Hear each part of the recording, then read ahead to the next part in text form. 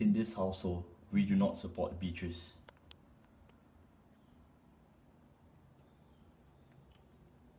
Represent correctly. Hey, what's going on, guys? I'm S4 here. Today I'm back with what could potentially be one of the last few, or if not, this could even be the last V-Series deck profile that I do on this channel. Today we are going through Beatrice Nightrose, which generally, as you could tell from the beginning, this is the deck that kind of uses Nightrose still more as the main boss. I mean, the thing about Beatrice is it's really good as a boss, and at the same time, it's really good as tech support. So in this scenario, in this deck profile, I'm going to be showing you what you do if you still intend to main Nightrose like me, but at the same time, you want to be able to make the best out of the new cards we got, which for Nightrose, I think Beatrice works really well. As for Damien and the other Ghosty, I think they're okay, but they work better in the Ghosty-oriented build. But, of course, the reason you may be asking, oh, but why do you need a whole deck profile about this, is because with Beatrice's inclusion, you notice that some of the card choices we make, as well as some of the ratios, do change, because there are things we can choose to cut out that we normally play in a traditional standard Nightrose, or V Nightrose. But at the same time, there are things that you want to play more of now because you have stuff like Beatrice. So, generally, I'm going to be showing off these ratios today, how you can do it. It's relatively easy. It's quite an affordable deck now, per se, because of Clan Select. But this is only for V Standard / V Premium, so generally this only works in one format. But seeing that we still haven't reached Overdress yet, even though Overdress is coming, so I just decided to make a deck profile and review this because why not? So, without further ado, let's start the grade 3s. So our grade 3s, we obviously play 4 copies of Nightrose. We play 2 Skull Dragon. Oh, you can't see that. Play 2 Skull Dragon. And then we play 1 Beatrice. So let me explain the ratios. For Nightrose, it's your main Rhine target, your main boss. Pretty much self-explanatory. The whole deck is enabled by Nightrose, so you generally do want to play her. Then you have Skull Dragon being your beat stick. The thing is that usually people debate whether it's at 2 or 3.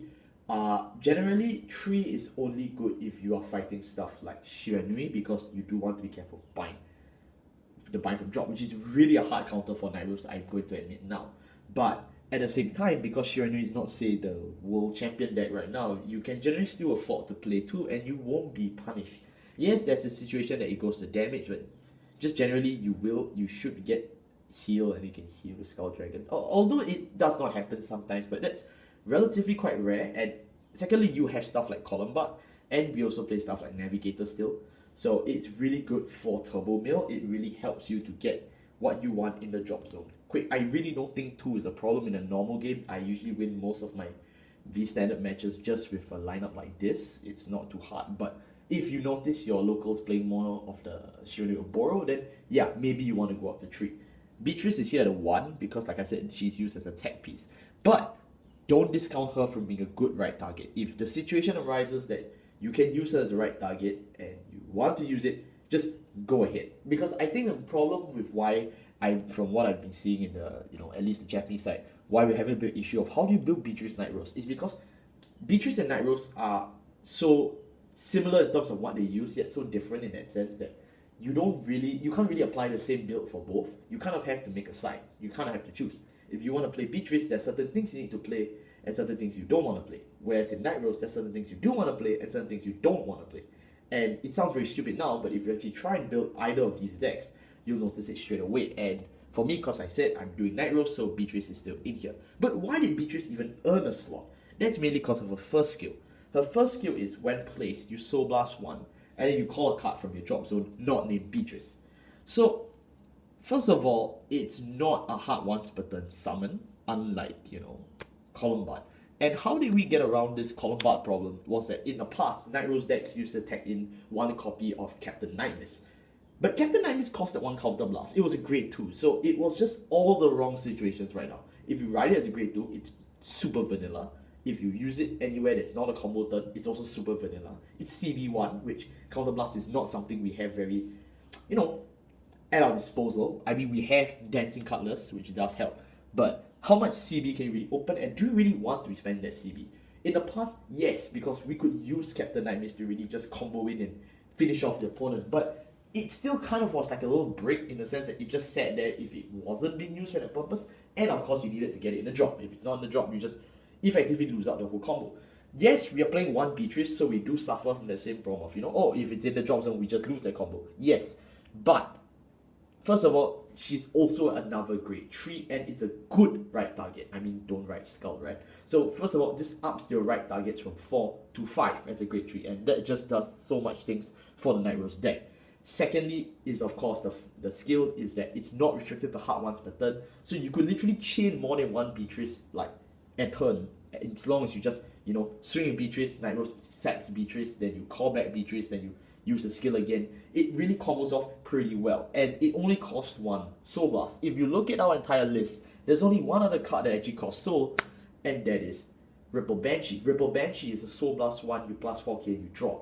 So in this case then, your soul really doesn't just become, oh, I have to find a Ripple Banshee so I can use my soul for draw. Now you can be like, alright, I can use my soul to draw, or if I need to now combo off even further. So Beatrice generally just so good as a piece altogether. Yes, you can play one more Beatrice and up this ratio to 3, 2, 2. But for me, generally, I feel that one Beatrice actually is enough. In Premium, no, from what I've been hearing and from what I've played, I think in Premium you definitely need at least, as in big Premium, you need at least 2 to 3. 2 is fine, 3 is good, 4 is a bit, what are you doing? But I think generally in Standard, you can still get away with playing 1 to 2 Beatrice and it's fine.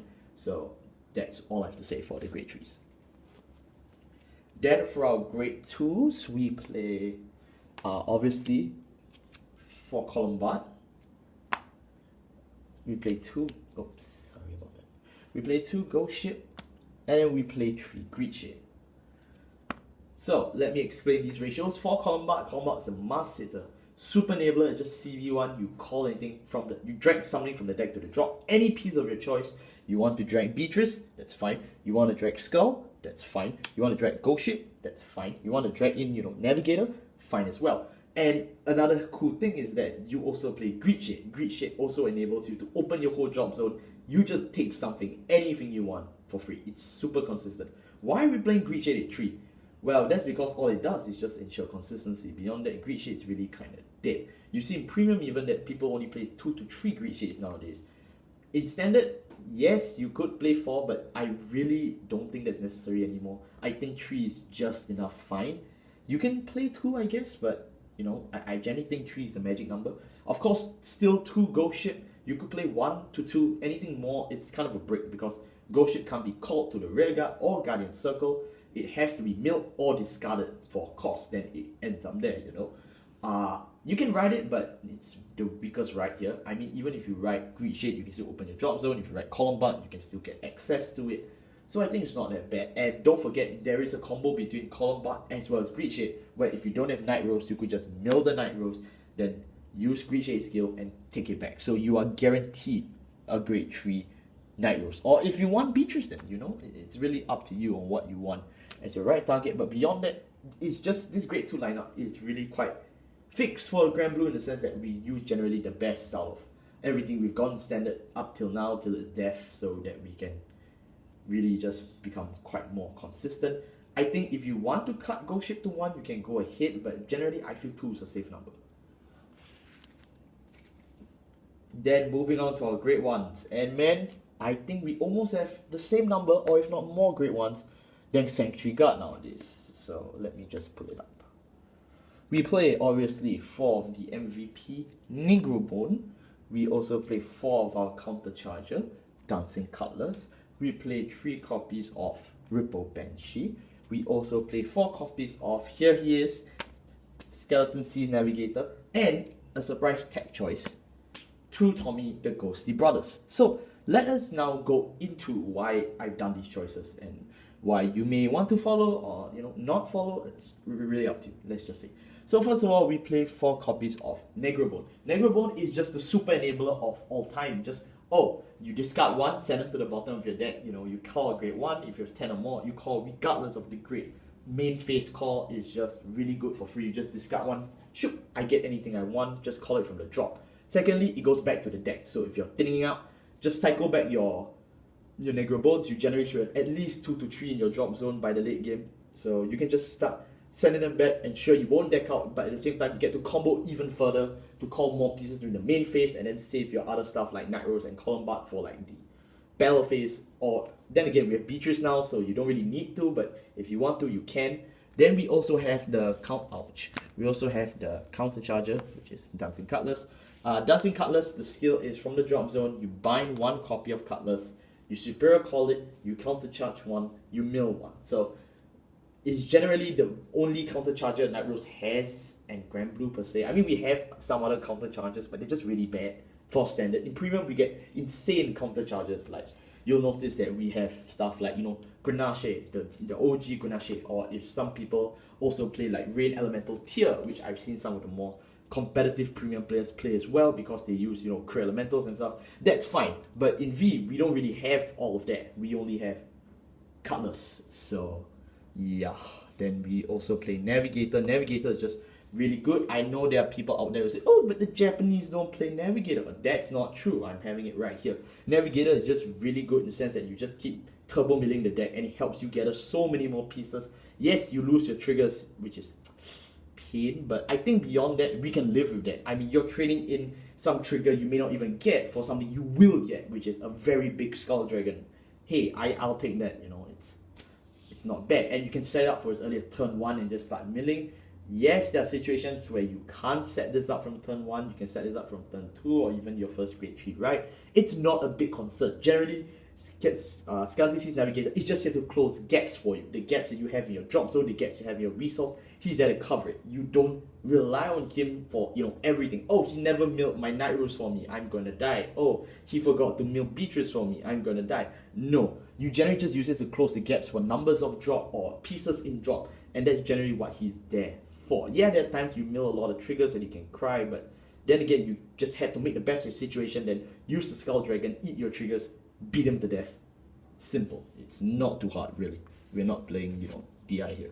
Then we have 3 copies of Ripple Banshee. Ripple Banshee is the one that also eats soul in the deck. Besides Beatrice, so literally only 4 cards in your deck eat soul. So really, you won't have a soul issue, I guess. And if you realize you're soul blasting too much, you're probably dragging the game too long. The opponent should be dead by then. The skill is Soul Blast 1, draw +4. It's so simple. You only can use it from drop though. But you can still call this to a normal rear guard or still ride it. It's fine. It's not like Ghost Ship where it has that restriction. So it's good, I guess. And then our tech spot is 2 copies of Tommy the Ghostly Brothers. Why are we playing Tommy? Well, first of all, it has Nightrose in DR, so keep quiet. Secondly, it's just a regular grade 3 searcher from the rear guard, so you can call this and then open the top 5. If you get Nightrose, add it to hand. You get Skull Dragon, just throw it away. If you get Beatrice, also add it to hand or throw it away. Generally, the best case scenario is you open the top 5, you get a grade 3 that you want later, and then you just throw it in the drop zone straight away. So it's kind of like a mini Columbard. But of course, there are times it whiffs, so it's not that great. That's why you only see it at a 2 and nothing greater. But another reason why I've come to like Tommy the Ghostly Brothers in V is also because of the fact that it gains 5,000 power if you have 5 or more cards in drop, which is surprisingly really good for a different reason than you would actually expect. You may think, oh, it's a Ghosty, you want to combo it with Beatrice. But the combo with Beatrice and Tommy is actually so much more different than what normal people think. The main reason is because if you look at our grade 1 lineup, you'll notice that this is the only grade 1 that traditional Nightrose V decks play that actually gain power as a rearguard grade 1 for boosting, which is Ripple Banshees +4. But you need to Soul Blast 1. Whereas this thing is just a 13k for free. This is 12, this is 13. But it's free. So really what this means is that if you have these in drop and you're wondering, oh crap, I want to combo of Beatrice or I want to combo of something else, but I don't have enough soul to call a strong enough grade 1 booster. Especially behind Nightrose, which Nightrose's attacks are relatively small. I'm sure a lot of people who have seen it will know. You generally at least 12 or 22, especially if you're playing Navigator and you're just like, that's not very threatening. No, it does not have to be anymore. You can slap the Tommy the Ghostly Brothers behind her and just swing up for an easily 18k booster, which is just like, whoa man, that's so free. But beyond that, even better is that you can call this in your early game as well to press, especially after you've at least used a Navigator or you've gathered 5 cards in drop. A 13k unit just sitting somewhere on the board, absolutely free, is just phenomenal, no matter how you want to frame it as this is a bad card. So first of all, it's a free searcher. Your top 5, you can just get a grade 3. If you whiff, it's totally fine. Secondly, the fact that you even have this in your your deck, your library, it really opens up the possibility of you having a free grade 1 strong booster beat stick, despite being absolutely free. You don't soul blast at all, you don't have to pay any cost, it's just there. So that's why it's played at 2. I mean, if you want to play more, it's really up to you, but I think 2 is at the point where the point is made that this card is definitely being played, but it's not overused because, like I said, it can whiff, which is really bad. If it whiffs, then it is, yes, just a 13k, which it wouldn't matter if you don't ever get to your grade 3s and then you just, die. So that is why over the rest of the stuff that this deck has, you can really scale back or not even play Tommy the Ghostly Brothers. But generally, after testing Beatrice and noticing Beatrice's pattern of soul consumption and you don't really have that much soul left to use for Ripple, I noticed that if you actually use this card, it actually fills in some of the new gaps that you create from Beatrice, which you normally wouldn't have if you weren't playing Beatrice. But not playing Beatrice generates a different type of gap, so it's just really complicated. This is why Grand Blue is such a rich clan. Standard on premium is just, that's the way it is. If you don't agree with this deck, build your own, seriously. So let's move on to the grade 1s. Not grade 0s, sorry. Alright, grade 0s, it's relatively easy. We play, 1 Grenache as a starter. You can play Captain Knight Kid, do what you want. For heal, because this is Vanguard. Then we play, our Sentinel lineup is actually 2 draw PG. We play 2 crits, Sentinel. And then the rest is all just some form of assaulted crits. So, if you count that in total, you're looking at least 10 crits, 2 draw, 4 heal, and a starter. Why are we playing this lineup? Nightrose generally doesn't have a problem with gathering pieces, as you've seen from the amount of draw, mill, filter. We don't have a problem gaining them. Now, we can actually use this even further and start using this as an excuse to close the games. Generally, that is true crits, because that's how this game works. So if you pull a large number of crits, that just really helps, especially when you get your big menacing Skull Dragons or an early game push. Like for example, you manage to call Stormrite Ghost Ship and let's say a Tommy or a Ripple Banshee, you boost it, that's a huge column. You pull a crit at the same time, at the same turn you're using on turn 2, hey, that's pretty devastating. So generally that's why you want to play a large number of crits. If you want to play draw, I guess that works, because I also used to play 6 draw, 6 crit during testing. But I feel now with especially Beatrice, where you combo off a lot more easier than you used to, I really don't see that as a situation. I think that it's generally a bit more free in the sense you can afford to put more kill pressure. We still play 2 draw PG, because first of all, we still do want to draw here and there, even if there's a chance we don't even get it in the entire game. But more importantly, it's a PG. And you may be saying, yeah, but protect PG. Yes, it is, but what if you don't have it? What if you're on grade 2 and the opponent starts slapping a Valkyrian 16 crit? Then what are you going to do? Well, you can just PG him and tell him, keep quiet, sit down, and it'll be perfectly fine. But in that case, then this is really good. So generally, you're just playing it safe. You could try, 12 crits. I've seen people trying 12 crit Nightrose. I have no qualms about that. I think that's perfectly fine. But for me, I'm a rather conservative type deck builder in the sense that I don't want to be shell-shocked by some rando playing, 16 crit Valkyrian or 16 crit Overlord. I'm going to bring a PG. And like I said, even if you have that protect, it's only a generally once per turn. There is only one protect you generate, and that's through riding grade 3. All the times you don't even get to ride a grade 3 again after, your first grade 3 ride. So whatever you see it as, I just feel it's generally more safer for you to play a draw PG. If you don't agree, you can try it, but that's just how I would do it. So that actually sums it up for Nightrose Beatrice. I really hope you enjoyed this video. This is something I've been contemplating not doing actually for a very long period of time because of overdress and whatnot. So I'm gonna be honest, I don't really feel like doing content much, like just as generally. A second reboot, seriously, is just kind of sad knowing that you can't play your cards in a certain format anymore. I'm grateful that Premium exists, but I just don't know how many countries will support it, or at the very most, will your local community support it? Is a whole different ballgame, because you can have all the decks in every format, but if nobody's gonna play with you, it's effectively worthless. Am I right? This is a 2-player game, not a 1-player game. So I just think that moving forward, you guys just really have to innovate in your own communities and try reach out to people and really just see how it goes. I'm still going to be doing a bit of V standard content until the death of V, because why not, I guess. Moving forward, like I said, I'll probably do either premium or overdress. I'm not really going to be that good in either because, you know, I've other things to do in my life. But I will try here and there to feature stuff and go through stuff, especially more generalized content in terms of Vanguard. I'm definitely down to doing more of those collabs. Yeah, you know, I'm always open.